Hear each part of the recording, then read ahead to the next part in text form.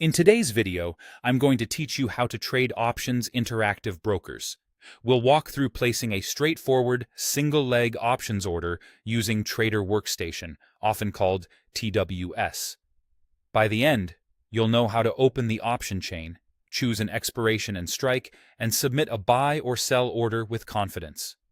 Start by launching Trader Workstation. Once it's open, look at your watch list. In the first available row, type the ticker symbol of the stock or ETF you want to trade options on, then press Enter. For example, if you're considering a well-known tech stock, you might type a familiar 3- or 4-letter symbol. This adds the underlying to your watch list, so you can access its options. Next, open the option chain. Right-click the symbol you just added and choose the option chain, or use the top menu under Trade and select Option Chain. A new window appears showing expiration dates across the top, with calls on the left and puts on the right. Down the center, you'll see strike prices, which are the levels where you can buy or sell the underlying if the option is exercised. Calls generally benefit from upward moves in the underlying, while puts benefit from downward moves. Choose an expiration date that matches your trade idea or time horizon.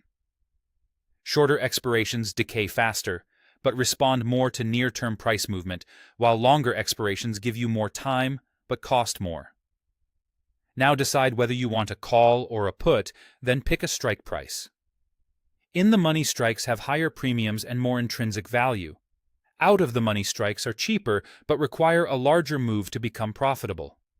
If you're unsure, consider starting near the current price for a balanced risk-reward. To place the trade, click the Ask price if you want to buy the option, or click the Bid if you want to sell it. This automatically opens and pre-fills an order ticket for a simple one-leg trade.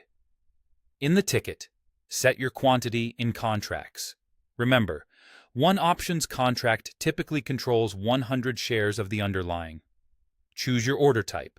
Market orders aim for immediate execution at the current market price, while limit orders let you set a maximum price to pay or a minimum price to receive. For options, a limit order is often wise to help control slippage. Using a price near the midpoint between bid and ask can improve your fill odds. Enter your price if you selected limit. Review the symbol, expiration, strike, and whether it's a call or put, and then click Transmit to send the order. That's it. With these steps, you can confidently navigate TWS, select the right contract, and place your options trade.